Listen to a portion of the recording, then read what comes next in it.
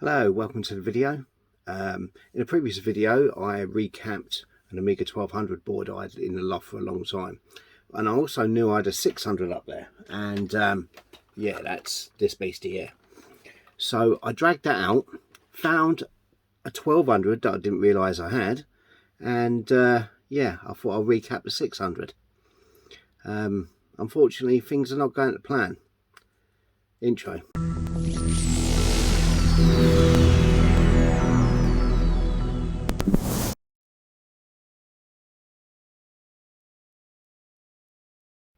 Right, so as I said, I've been up in the loft and I dug out this Amiga 600. I've got to have had it 15 plus years, maybe as many as 20. I bought it from a guy across the town I live in, and I got it for a stupid amount of money, I think 25 quid, something like that. And I got it home, tried it, made sure it worked, put it away.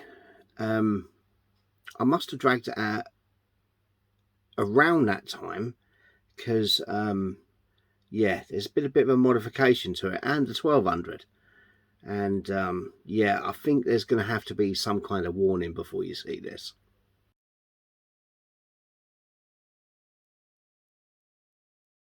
Right, so you're all duly warned. I apologise in advance. There's just no way to sugarcoat this shit. Check that out. Yeah, I went, yeah, full hacksaw on that job. I'm not proud of it. That was definitely me. I also bastardised the 600 too. I've got a funny feeling I did them both at the same time. I think it was when the Gotex first come out, and you remember there was a type of firmware you could put on there that could read the ADFs on a black background. It wasn't flash floppy. It was before that. It's before HXC as well. No, HXC was out, but it was like an Amiga ADF selector or something like that, and I'm sure that's what's on there. So yeah, completely fucked. So I'm not happy about that. Replacing a 1200 case is relatively easy nowadays. You can just buy a replacement. 600, however, there's not that many floating around, and when they are, they're like bastard expensive. So I had the power supply set up from when I did the recap, and I plugged in the 1200. It booted. It's got a pretty shitty picture, so I'm gonna have to recap that anyway, but that's for another time. I plugged in the 600, and unfortunately all I get is a black screen. So yeah, it's time to bust out the scope. I know the voltages are good because, like I said, I can power other stuff up. It's got to be yeah, I'm going to start looking at the clock and the reset, I think. Now, from what I can understand, and from DrMulholland, a little chat with him, he said, yeah, it's a common fault where if a cap goes sideways, it holds a reset in reset. So what that means is the reset goes high for normal operation. So it starts off, charges up the cap, so it's low. It charges up the voltage in the cap, and then it goes high for the rest of the running. Yeah, so it could just be being held low. Don't know. We're gonna have to bust it apart, bring out the scope, and see what we find. So let's get set up for that. Okay, so we've got a quick lash up here. Now the Amiga is off now. There's nothing on the TV. Let's just, there we go, no signal. Now as soon as we turn it on, boom, it has got a signal. It's just not displaying anything. So I've got the scope set. We're going to check out the reset signal.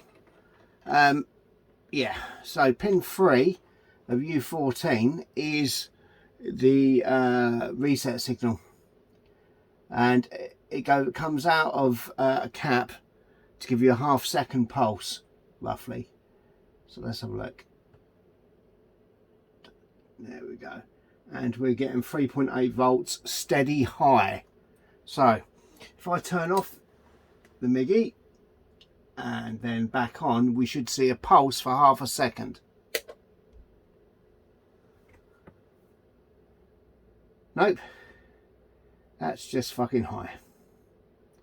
So that's the first thing you're going to have to deal with, I think. Let's turn that off. There's no point going any further than that. It looks like we've got a stock reset line. So the board don't look too bad. I haven't got the cap kit here, but I do have some caps. So I think the first thing to do is just change this one cap next to it, as that is the likely culprit, and see if that don't bring it back to life. So in a bit. Right, so here we are back. All I've done is changed out this one cap by U14. Yeah, the pulse off pin 3 of U14 should go high and then back low again, but it was just being stuck high. So yeah, I changed that one cap. I've marked all the others ready to recap. It absolutely stunk of fish. So here we go. We've got something. Why is it white? Oh, well, I'll take that. I'll take that all day long. Holy shit. 2.0 ROMs. Ah, yeah. So I'm going to be recapping this and putting some upgrades in. Yeah, we might have a little bit of an issue with 2.0 ROMs because I think they don't allow booting from hard disk. It's no matter. We'll have to chuck in a 2.1 or something. Anyway, job's a good one. So what we'll do next is wait for the cap kit, and then we'll get on and cap it first. Right, so here we are back in on the bench. We've got the A600. Now we know it actually boots.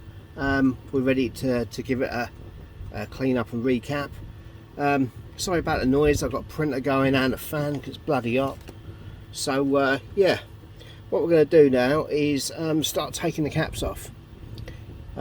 So on my 1200 video I used the Chris Edwards method, and Chris left a message for me saying, well, it's not quite right because you need to go through the cap in one hit, one cut, whop. The problem is if you get some snips like these, you'll see that there's a like a dimple that stops it opening any further. So yeah, just bear that in mind. If you wanted to go through it in one go, you're going to have to just get a better pair of snips than these. These ones open up a little bit wider, but as you can see, I've absolutely beasted the ends of them. But yeah, so what we're going to do then, like Chris said, you want to go through one stroke with your finger on the top of the cap. Yeah, flush, and then bump, done. It's through. It's stuck to the end of the clippers. Then you're going to want to put a relief cut in. That did not cut very well. Yep. I'm going to get my my tweezers that were already out. And over here, there you go. So then we want to remove the cap itself. I hope this is on video. It's quite hard to do stuff when you're recording as well at the same time. So we can take this off. It's only just, it's right in the bloody, there we go. And then, right, that leaves the rubber mat. Oh, it's a juicy one. So carefully remove that. Do not pull the tits on it. So that comes off. Now these will fly off when you snip these. 1, 2, and then you can take the base off, just like that. Oh dear. Well, that's a fishy, gunky cap. Yeah, let's see if I can get this so you can see this. Right, where did I just take that from? There. So I don't know if that's showing up very well, but that is discoloured. Don't smell too good. Don't look too good. Yeah. Perfect time. Now I'm going to take the rest of the caps off my nibble way. Yeah.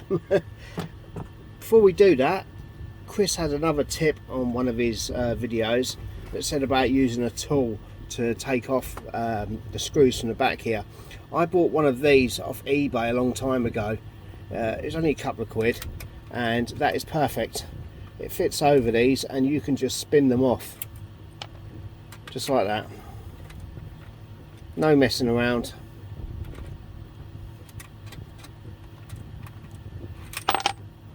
Saves you a load of time. You don't drop them all over the floor. Lovely. Look at that. Now a couple of the caps on here are a bit close to the keyboard connector, and I've been soldering for a very long time, and even I'm thinking that's a bit bloody close, so I might have to take the keyboard connector off. And if I'm going to do that, then I might as well take the audio off as well. I've got a desolder gun, so I'm sure I can probably fuck it up if I put my mind to it. There we go. Let's just take this last one off. Another cack-handed demonstration on video. Look at that. Right, that should pop out of the shield, hopefully. These shields are bloody horrible and sharp, so we need to lift up a couple of tabs. That one's up. Oh, like this side. Come on.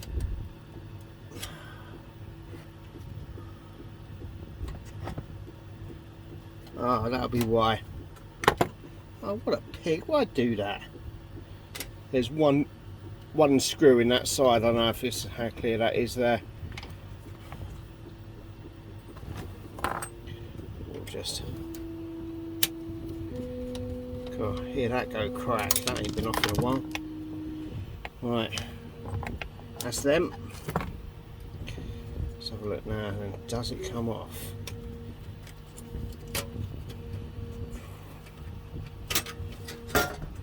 Yeah, there we go. So it's out of the shield. Lovely jubbly. We're on the desk, bench, whatever you want to call it. Right, now what do we need now? Little bag or something. I really have got some crap all over the place. There we go. So I'm going to put all these together. Just get them out of the way so you don't get lost. There we go. Yeah, the two caps in here are pretty bloody close, but we'll deal with that. So what I'm going to do is just start getting cut happy. So these ones over here, oh, they're juicy. Look at that. Oh, nasty. Okay, relief cut. There we go. Oh, that's a bit. Come on, off you come. Don't know if you can see me taking these off, so I come this side. Right, so I've snipped them, and there's the base, come off in one. I've given them a relief cut, but this is a bit, doesn't want to budge. Oh, unlike the 1200 caps, I mean, they just fell apart. This one's got some heft to it. I don't like the way it's twisting them tits around, so I'm going to just give that a nice little snip the other side.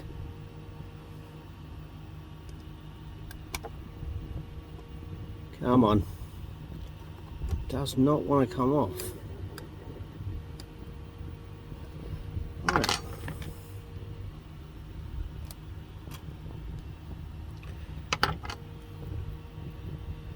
or a snip? No, this one is stubborn. There we go, it's coming now.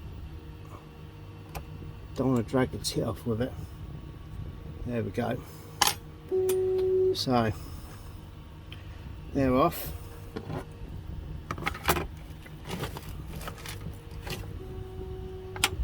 I need to clean up the tits.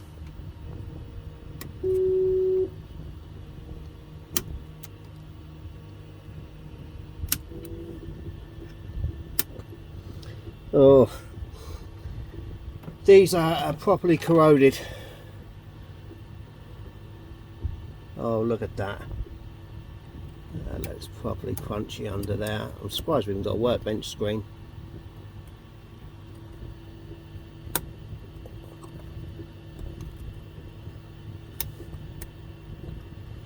Right, this one doesn't want to come off.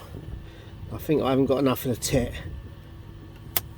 So I'm just going to give that another nip like that.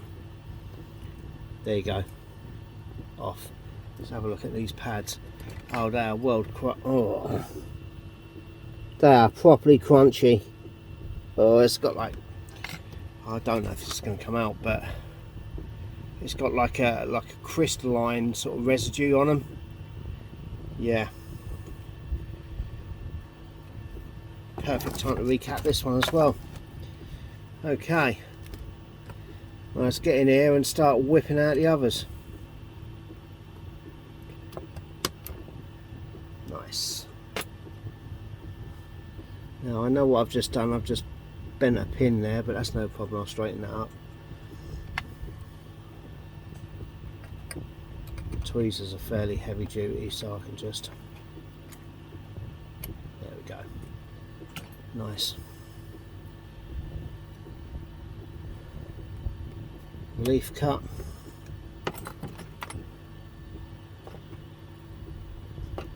And the whole top just popped off. Come on.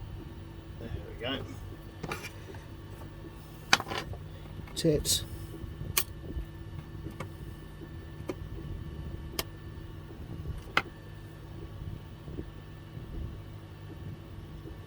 Right.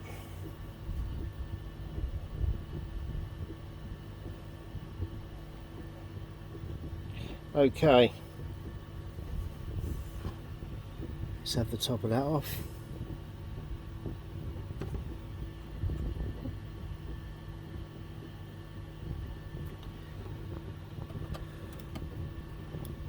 There we go. And yeah, that don't look too clever either.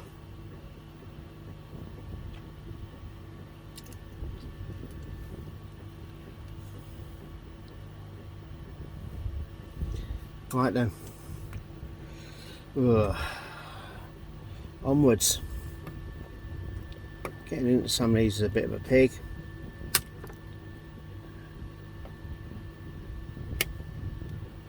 There we go.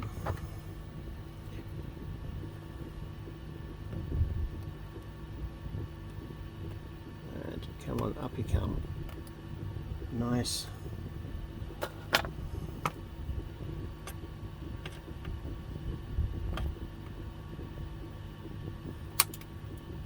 One, two.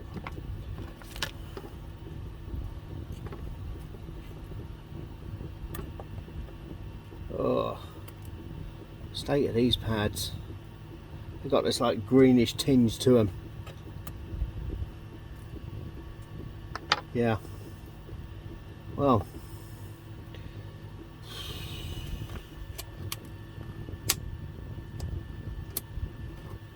Oh, that one come off nice. Tits. Nice, and the one next to it.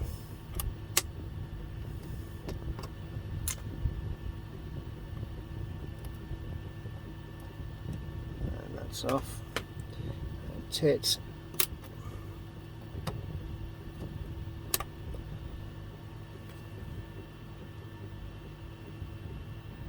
Lovely. Right, stab myself with the bloody tweezers.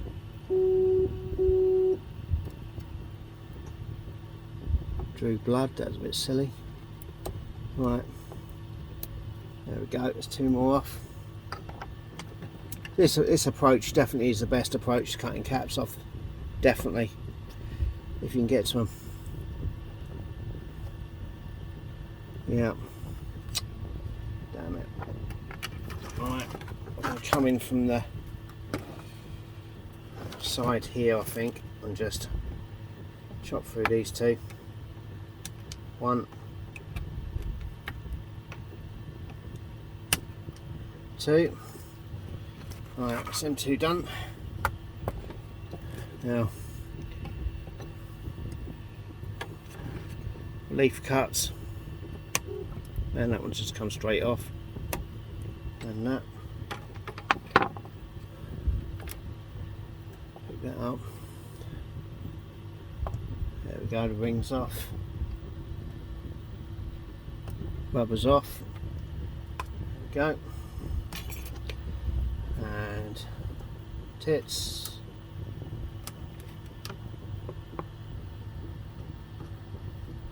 Oh, that one just fell out. 1, 2.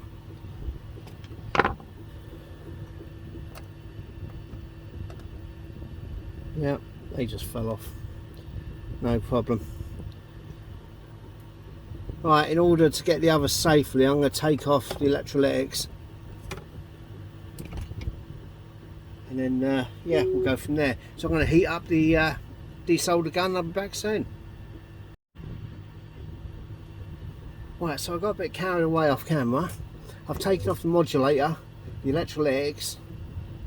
Yeah, I think my solder gun is blocked, which is one of the common things with them.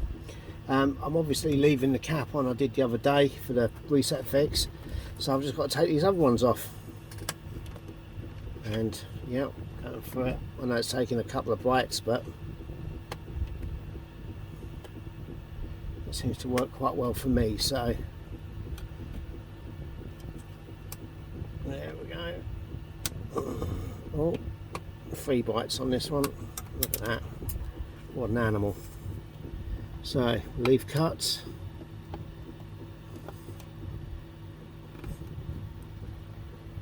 Let's get this shit off. There we go, that's 1.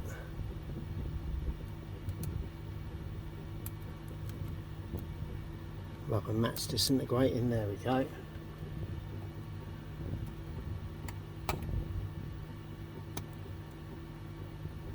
And I don't think the cut's gone right through that ring. Don't pull it. Well, I mean, obviously you got to pull it, but I don't give it any real Ned Ted.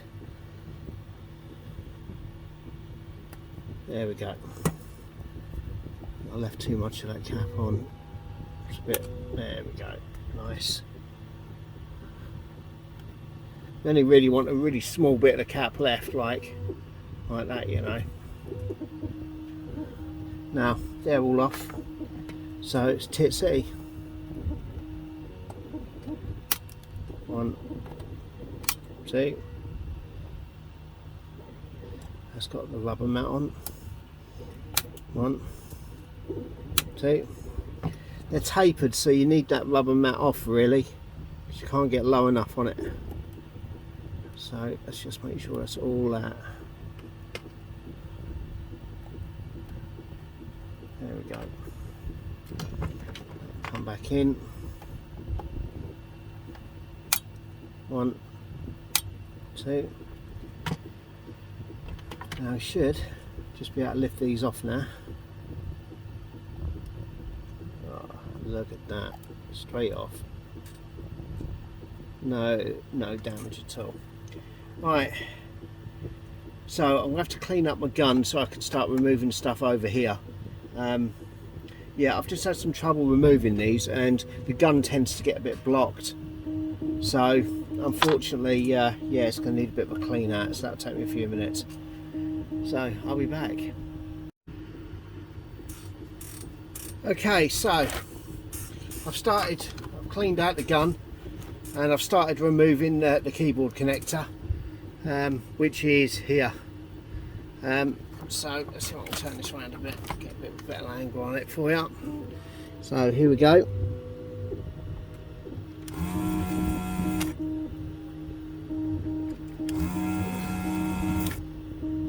Over the pin, wiggle to release, and then pump.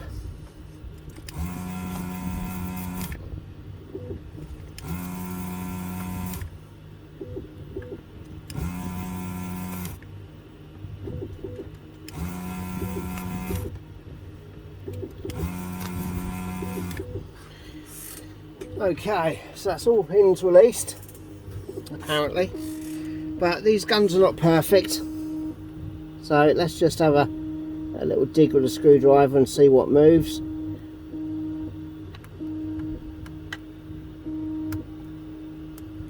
Might hear that little pop. No, a couple of them are still well and truly stuck on. See, when they're stuck to the side wall, you'll hear the pop when they disengage. Like that. Okay.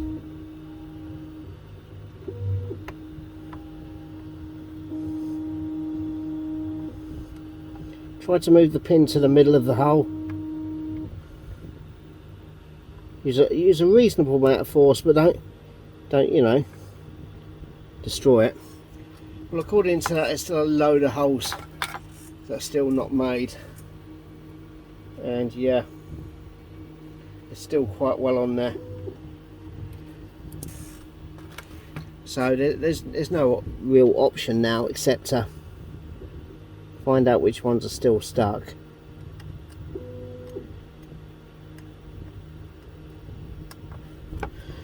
Resoldering them on.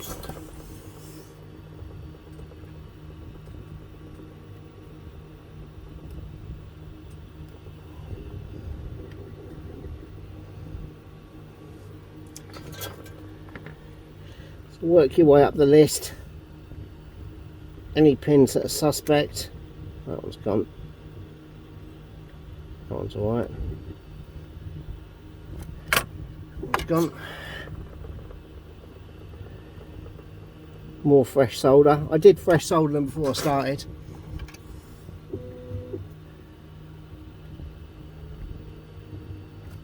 If in doubt, resolder them.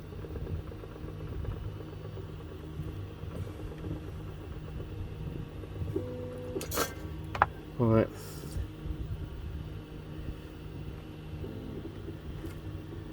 There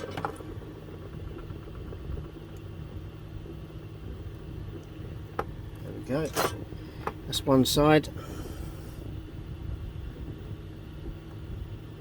I think that one's alright. Can't really tell with that one, so I'll solder it anyway. Nice big dollop of solder on there. And that one.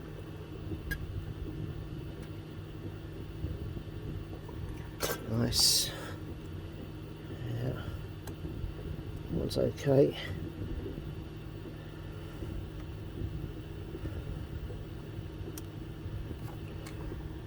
Okay, so that one. And the ground, that one looks like a nice big one there. Come on, get on there. Sorted. Okay, another bite.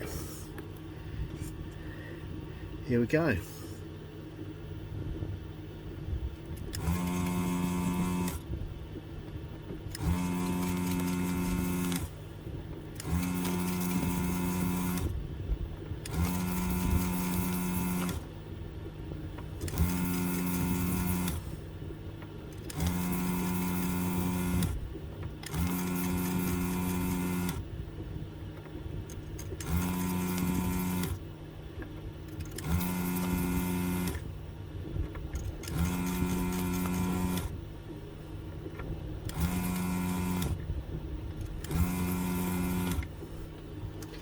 Okay,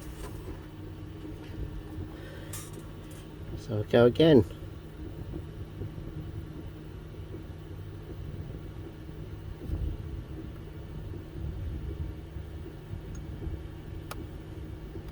Oh, that one's popped. That one still don't feel right. That one's gone.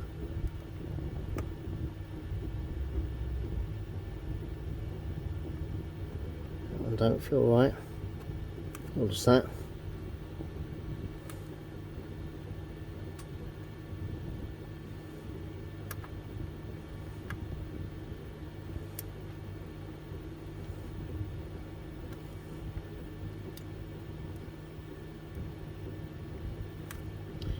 Okay, oh, there you go. That one jumped.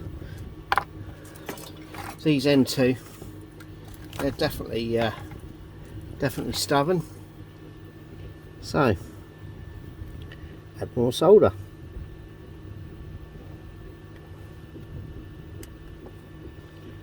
I think this end one here is a candidate as well.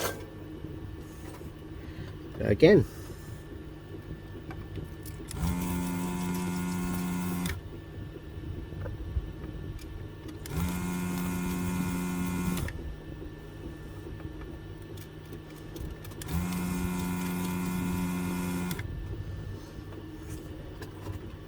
Right, let's give this a wiggle from the other side. A quick look.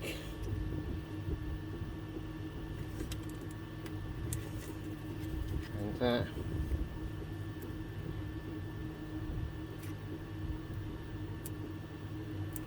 Right, we can give it a wiggle test. We can see a whole load of the pins moving. And we can see one that's not having any of it. He's just dug in like a tick. So, again,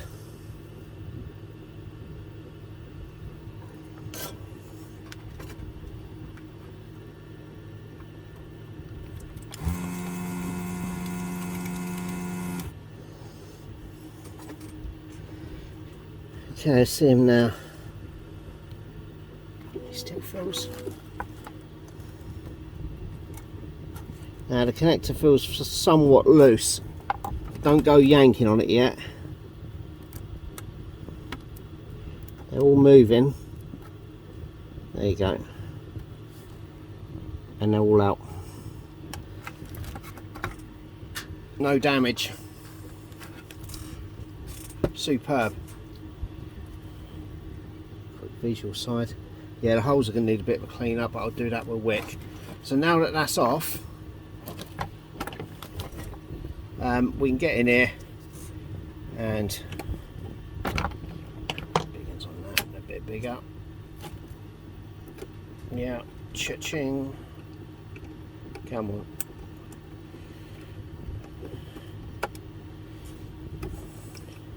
It's far too high on that one.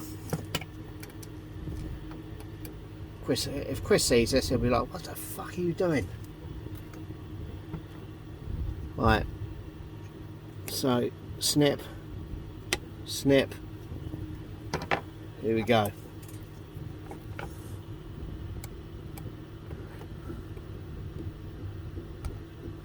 And that one came off without any issue. However, I've left too much of that cap on, so I'm going to have to snip through the other side of it, like that.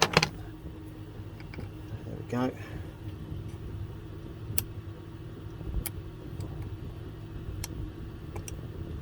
Got it.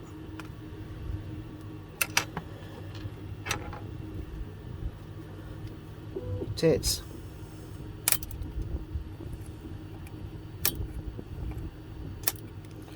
Two on the first cut. I didn't mean to. There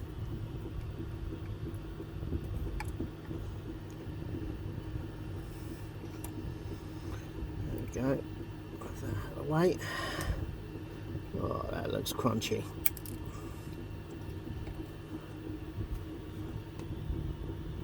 Again, you've got this weird powdery corrosion.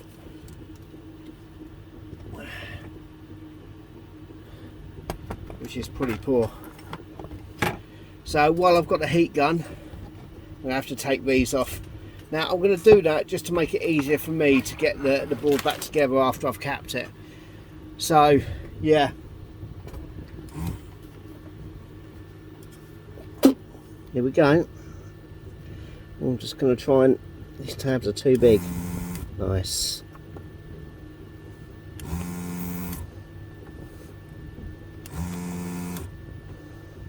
Come in from the side, wait, watch the entire pad heat up, then just try and suck it out.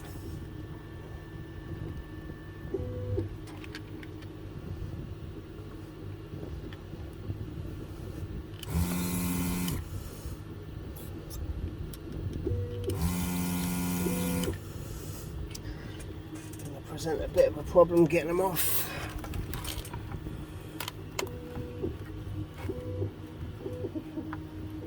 The front is still attached.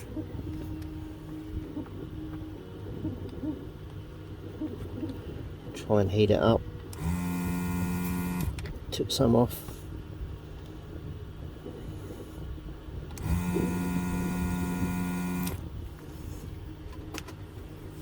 These tabs are quite difficult to desolder at times.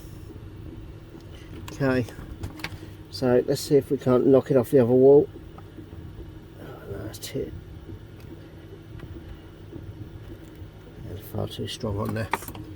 Right, solder tab. Go.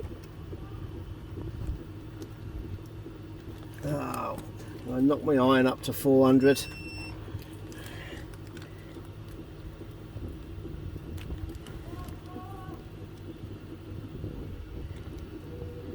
Right.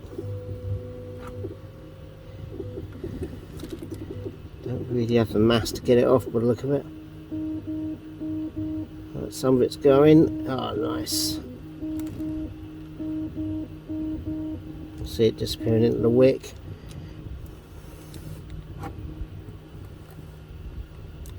Beautiful.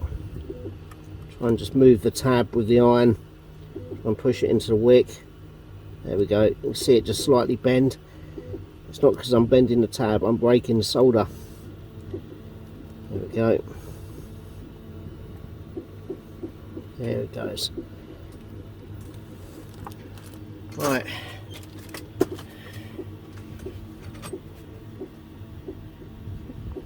I'm not saying that's completely detached it, but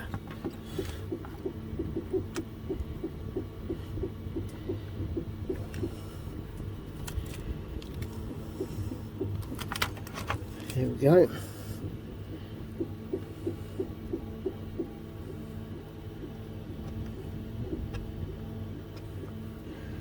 Right, we'll have to apply heat and remove it at the same time.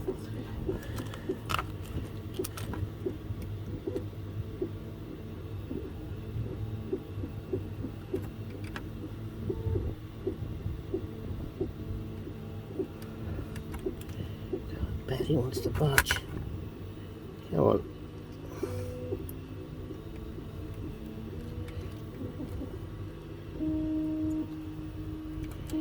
There we go, that's the red one out.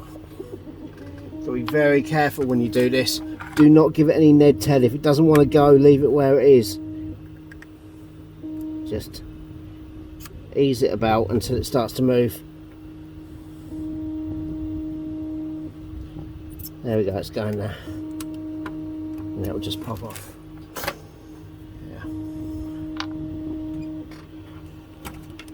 Right, so all I've got to do now is clean up the area and the usual type stuff to do that. You know, we're just gonna turn the iron back down to 350. We're just going to knock off the feet. There you go, look at that, crusty as shit. So the capacitor feet are still attached. We're just going to heat up the pad, just knock it off. There you go. Clean it up in a minute. There it goes. One.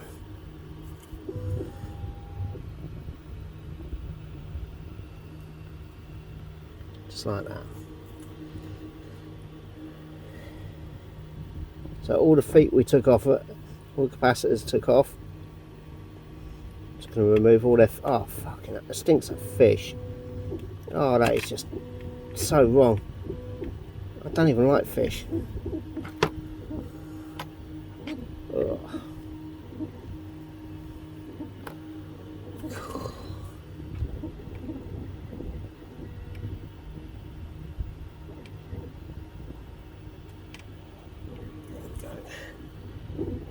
There. A bit on the solder mask. Clean that up in a minute. Oh, this absolutely reeks.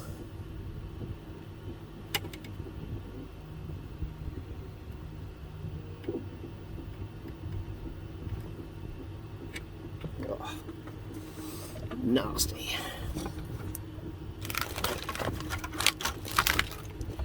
Okay. Don't know if you can see down here.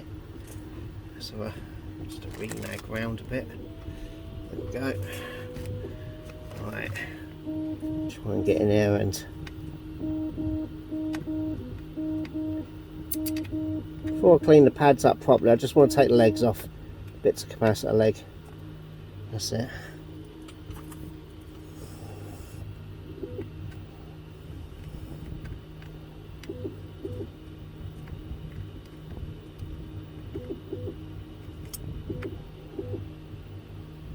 Come on.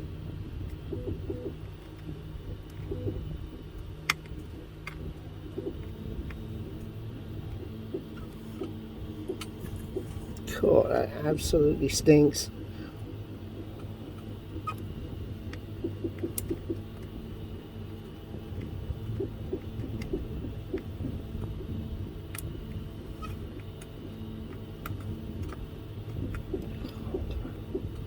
That's it. Let's pick some of these bits off.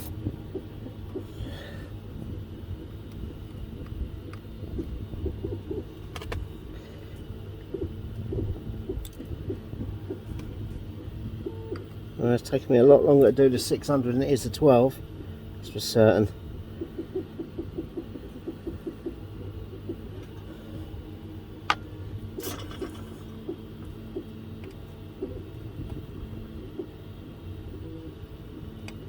Still maintain that the cutting them off is a better way of getting the caps off.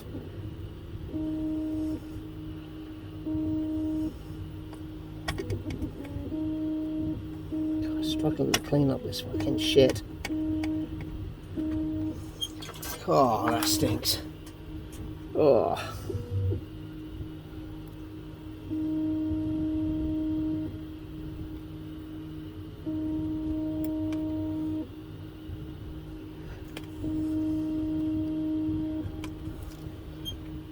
Right, nearly done.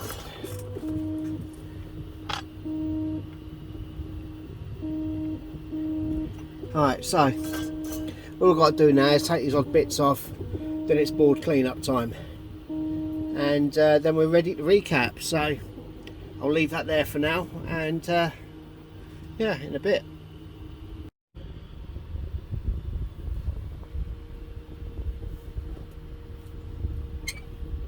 Right, so here we are. I've still got the 600 on the bench. I've got a 3D printer going next to me, so apologise for the noise, and a fan, still hot. I did print a 600 mount out yesterday, but as you can see here, it's not too good. I didn't use support, so I'm reprinting another one. So I've had a cap kit turn up today, and I've just knocked off the 4 caps that we're not going to need. Because we've taken the modulator off here. So it's another cap kit from Retrofix. The last one worked out pretty well. So yeah, so I've taken off the keyboard connector and the audio connectors. I think that's going to make it simple to get to those 2 caps here and here. It may not be necessary, but I don't really want to have to source another bloody keyboard connector. Cleaning up some of these pads was a bit of a pig. I had to re-tin them, and because even with the isopropanol, it just didn't take off the the fishy crystal crap that was left behind. So I had to re-tin them and then take it back off with the solder wick, and that seemed to do the trick. So what we're going to do is we're just going to start wedging into them. I'm going to put the surface mounts on first and then the electrolytics after. So yeah, so let's start with these two first. They're right in the middle of the board, so yeah, that's no problem there. So what do we got here? We've got 324 and 334. But look at it, is that 334? Yeah. So they're both 22 mics. Let's have a look. Dun, dun, dun, dun, dun. Oh, they're 10s. 22s. Okay, so we'll start with them then. So we've still got tweezers out. These are excellent to get into, aren't they? There we go. So I'm going to take two of those out. Now what have we got in total? 1, 2, 3, 4. 1, 2, 3, 4, 5. So that's correct. Now, what I'm going to do here is I'm just going to flux it up with some cheapo chinky flux. To be honest, this one's been quite good. I like these flux pens. I've had them before. They seem alright. As long as you're cleaning up after yourself with the IPA, then you've got really no problem with the flux itself. So I'm just going to bung some on there, nice and liberal like. I'm also just going to draw on the contacts on the bottom. Don't have to, but there we go. So I've got to get in fairly close so that I can see what I'm doing.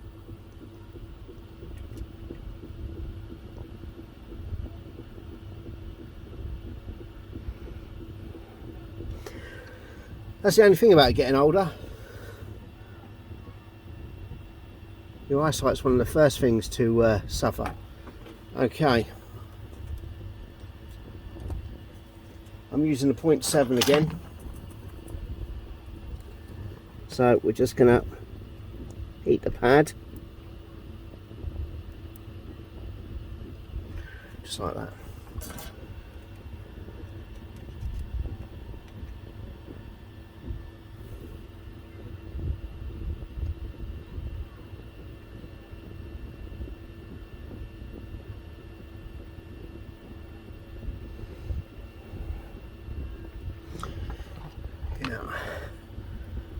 To nudge that over slightly, get over. There we go. A little OCD happening there. Right, and we're going to heat the pad straight on. Lovely.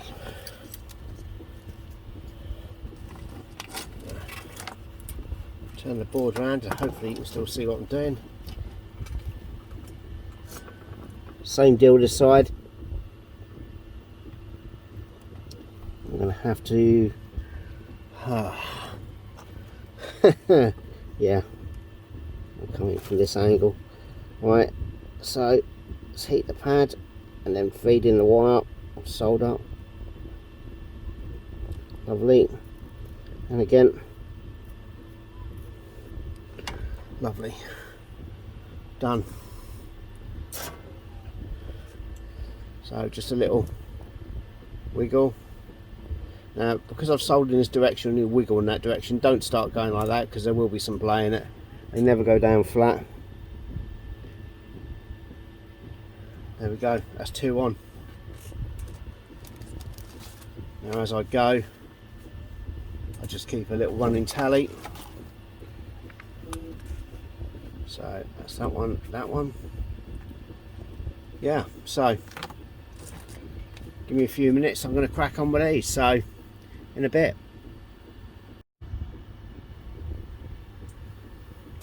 Right, so here we are. It hasn't taken very long. I've managed to get all of the electrolytics and the SMD caps back on. So all we've got to do now is populate the two audio jacks and put the keyboard connector back on. You might notice that I can leave off 4 caps here because I've no longer got a modulator, so that's all worth doing. I mean, who's going to use RF nowadays? So the keyboard connector, I took some photos before I started, and it looks like these 2 indents are on the left, so we need to offer that up,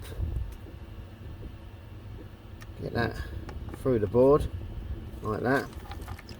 The white jack is on the left as well, so again, let's just offer these up like so. We can straighten them up in a minute. Flip the board. Okay, let me just reassemble my solder dispenser. It seems to fall apart. There we go, sorted. Right, so we need to make sure that we can solder all these pins here and they're all good. So all I'm going to do is visually make sure that all the pins are through, and they are. So I'm going to solder a pin in the middle, and the reason for that is because I can still maneuver it with just 1 pin down. So yeah, let's have a nice big dollop of flux along here.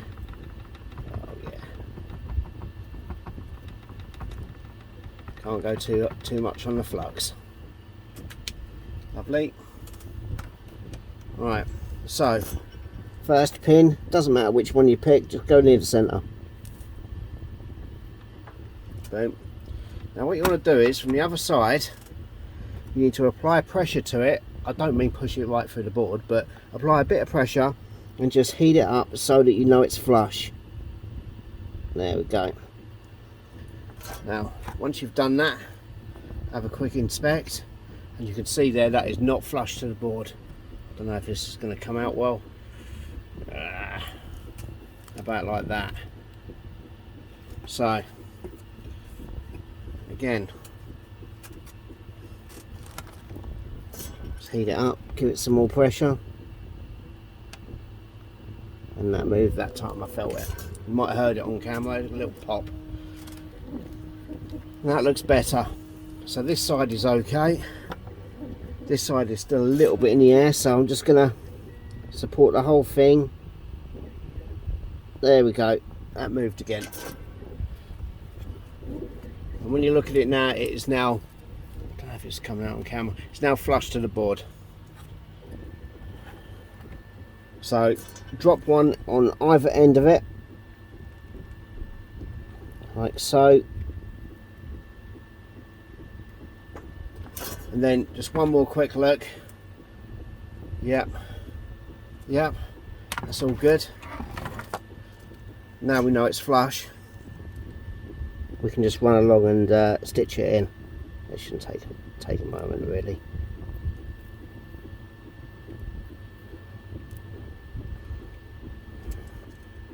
Now I'm using a KSJ T10 T12 iron. I've got it set at 350 degrees. I've always liked soldering hot. Your mileage may vary.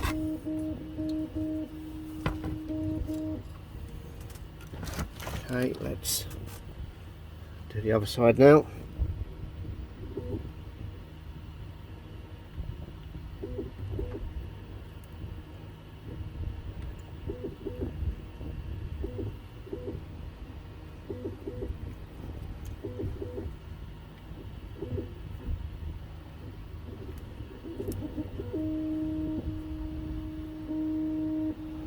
That's in. Now for these,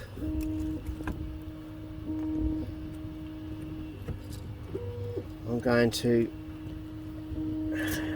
do 1 pin and 1 side, so I know I'm covering up the camera. I'm just gonna just tack it down one side.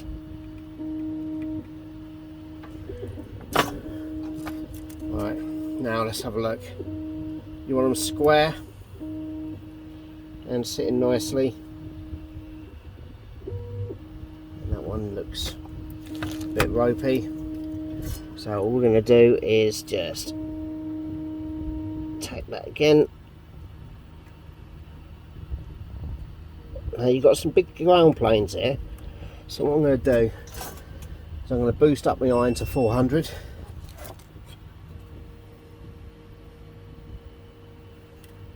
They look okay. People might be screaming, "Oh, that's too hot, that's too hot." Well, you know, that's what I solder at. Like I said, your mileage may vary, but I'm used to soldering hot.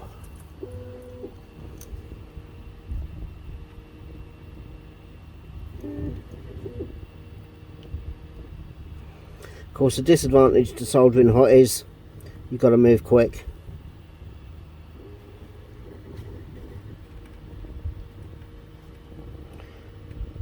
Ground plane, come on.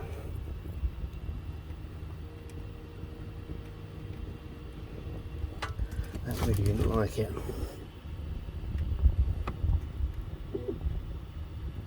That one did. Let's just reflow that one. There we go.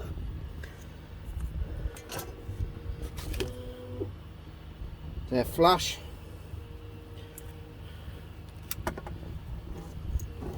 Flush and square. So the keyboard connector's back on.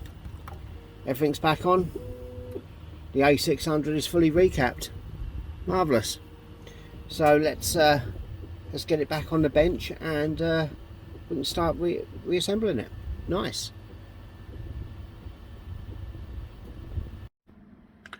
Okay, so if you've got a ROM file that you need to byte swap before blasting it into an EEPROM, you can use this program called EEPROM Hexa, and you load it in and then you can just go byte swap to. It now says file as Amiga kickstart checksum byte swapped, and you can see here that the writing is all weird because it's swapped every second byte round. So every pair of bytes has just been swapped around like that. Yeah, so let's fire up the Mini Pro and see if we can get it into an EEPROM. Right, so here's the Mini Pro software. I've selected 27C4096. I've set the programming voltage to 12.5 volts because that's what it is for these chips. As you can see in here though, you can read it properly, which is a little bit strange. There's no provision in here to byte swap, so you've got to use another program. So if we then go program and then go program, it says no.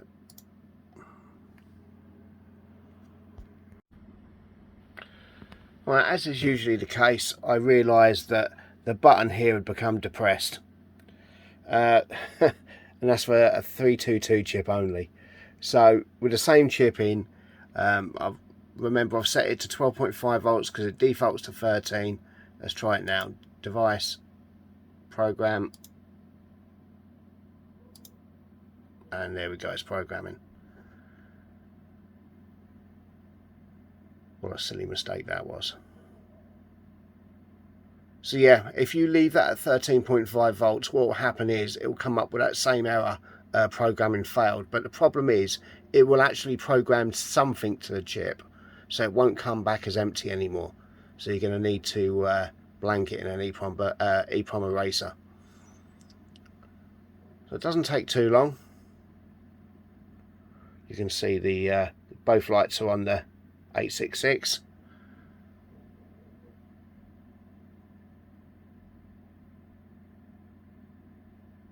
It's strange how you byte swap it and the words get jumbled, and when you load it into here you can read them again.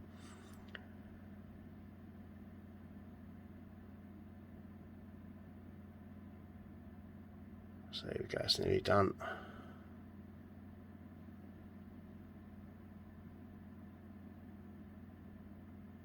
So I think a 400 is a 512 chip.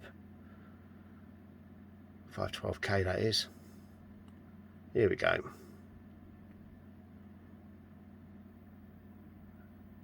It's verifying.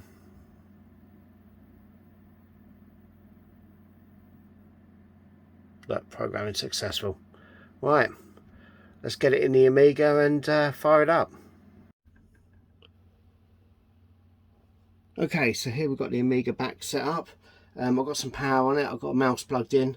It's only one of the crappy original tank mice. Let's power it up.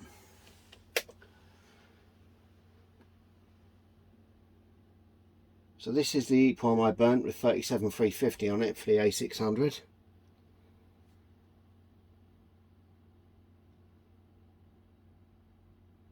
probably looking for something. There. And there we have it. So 37.350, excellent. Now we can move on to some other upgrades for it. So what I've got here is a compact flash card from Amiga Kit. And I've also got a 9.5 megabyte expansion for fast RAM. And this is going to be essential for when we use WHD load.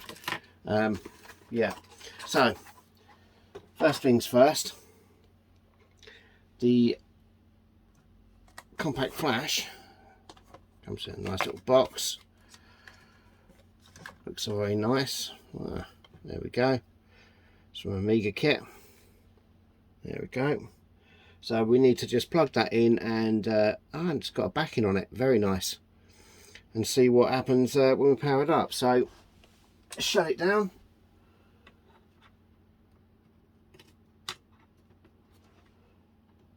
Plug that bad boy in. Start it up.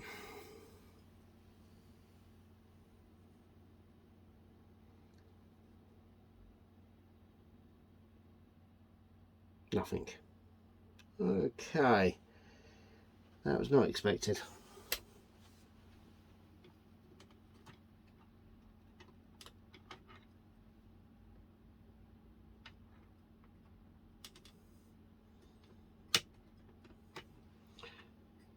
That is most definitely plugged in properly.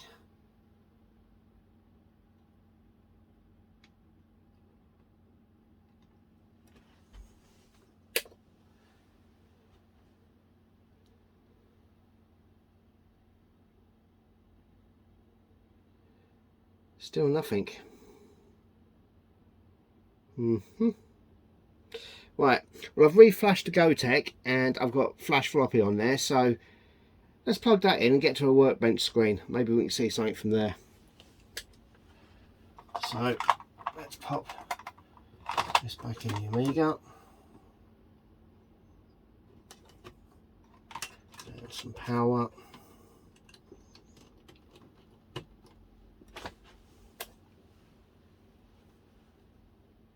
Now I realise I haven't got the keyboard connected yet, but here we go. That should be set to load up Workbench.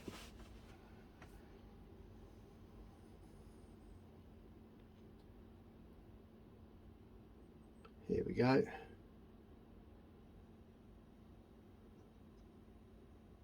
And that's it.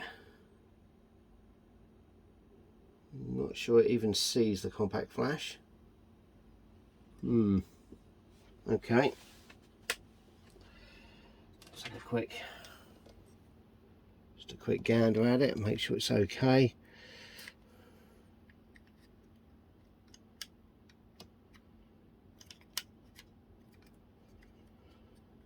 Try reinserting it. Okay, so here we are, powered back up. The compact flash card is currently in my PC. I'm transferring a load of stuff over to it. It seems that this is a bit dicky from Amiga Kit. I've had to really sort of manipulate it for it to work, which is a bit strange, but there you go. So anyway, while that's doing that, I thought we'd just crack on and proceed with the memory. So let me just... So this is the memory upgrade. And we can see here, if I just re-angle that screen a bit, there we go, there. So we can see we've got 852k of graphics memory, or one meg, and 0 other memory. And this is what it is. So it's a board that you can jumper to give you different amounts of memory. This looks like it's configured for 8 meg straight off the bat. Okay, so let's get this in and see what happens. So all we've got to do is power down and drop this over the CPU. So I believe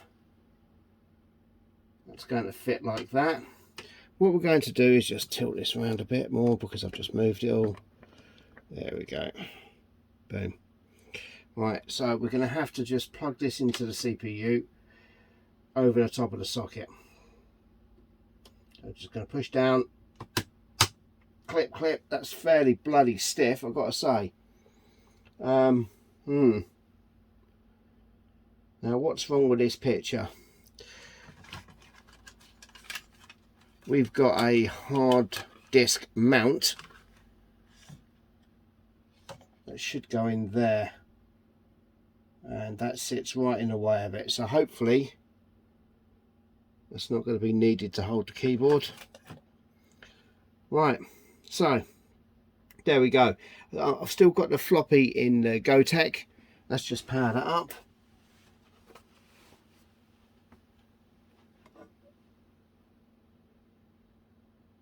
It'll take a few seconds to boot up into some kind of workbench screen. Let's just do that. There we go. And we can see the USBs flickering. There we are. Oh, well, how about that? 1 mega graphics memory, 9.8 meg of other memory. Hoorah! Superb. That's yeah, that's a lot better, and that's going to be exactly what we need for WHD load. I know I could chuck in a 1 meg expansion into the slot in the trapdoor, but to be honest, unless you're going to be doing tracker stuff or for just games, it's going to be there's only a handful of games that probably use it.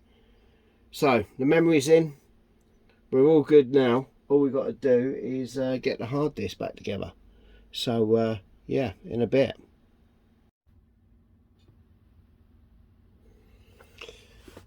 Okay, so after a lot of pissing around with the SD card, SD compact flash, I've got it back in. It's not complete because it takes forever to do anything over a compact flash. So I've just transferred some stuff. So now we've got the memory upgrade in, the compact flash, the goto works. So let's just power it up. Now this is booting in real time. Yeah, it's not overly quick at all. Now I'll boot up without the keyboard attached, so that's no problem. I've got some annoying add something at the beginning, but it only flicks up. So it's still booting. Add data types, unknown command, whatever's going on there. There we go. So we've got the drives in. Now, I've got a handful of stuff on here. I will be sorting this out because it is a bit slow, but so anyway, we'll go down here. You can see it's taking this long to draw the screen. So let's go along to Battle Squadron. There you go. Now, if we do this, you get this annoying message come up. I've actually got a registered version of this. I don't know how I'm going to transfer this across though. So you've got to let that continue.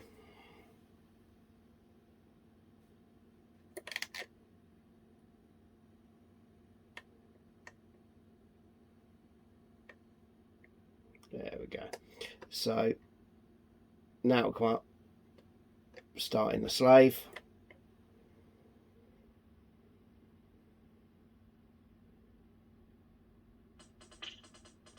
And there it is.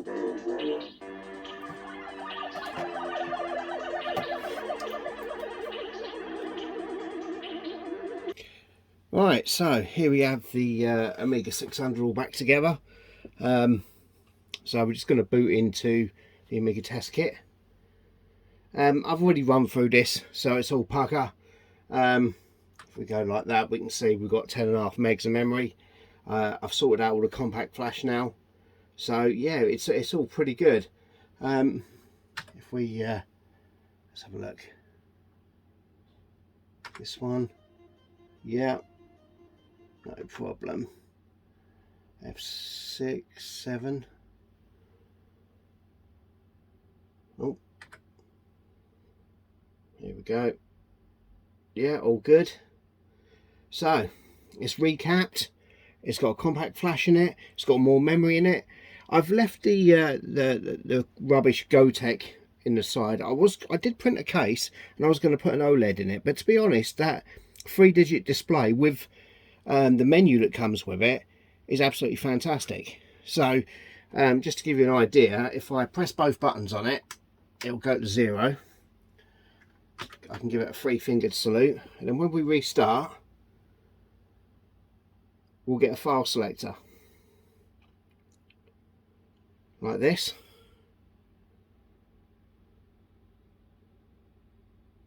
And we can select a game. So let's say we put on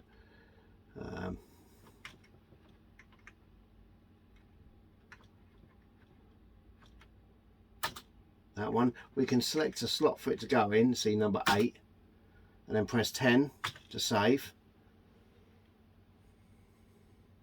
There we go, and it'll reboot. Then all we've got to do is select slot number 8 on the Gotek. There we go, 8.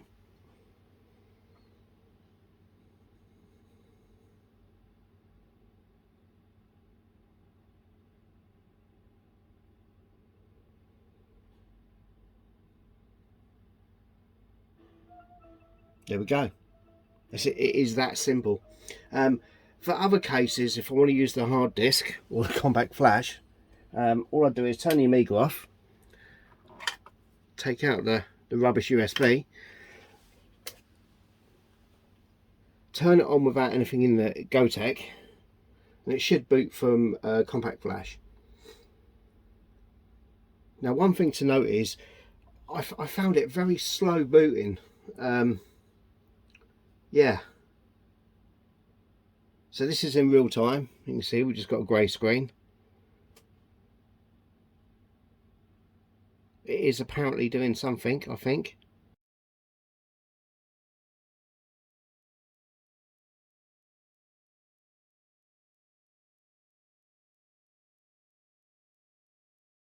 Right, let's try that again.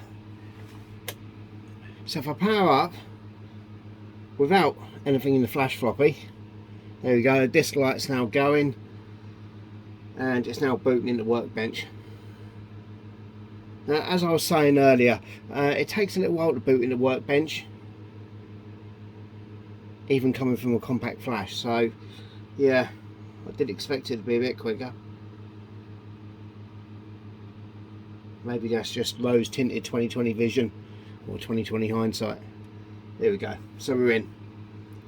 So I've sorted all this out and I've got, as you can see here,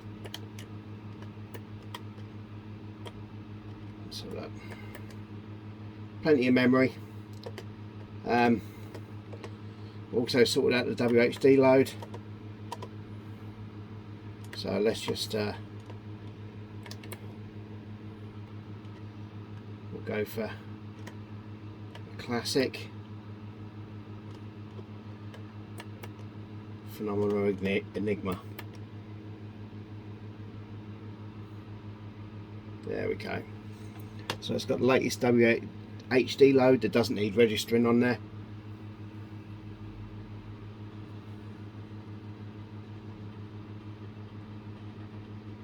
And I think you'll superb.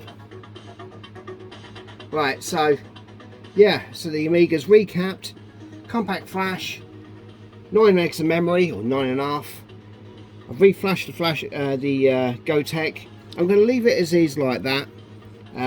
Yeah, like I said, I was going to put it into a proper mount, but it actually is fine like that. Yeah, I will get better plastics, and when I do, I will use a proper mount and put an OLED in the flash floppy.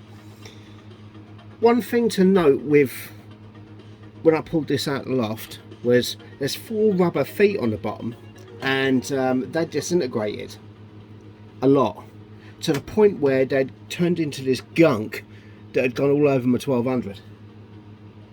So yeah, you might want to put, if you've got any in storage, you might want to have a look and see if the feet are still okay. I had to remove them all, and it literally turned into this sticky liquid that's a bit like silicone. Yeah, nasty stuff. Yeah, it was like mastic, it was. So yeah, anyway, this thing's finally done, it's rebuilt, happy days. So with that, I'm going to say job's a good one. Check out my other compadres in a small group that we're in, the Retro Repairers. They're in the descriptions, and thanks for watching.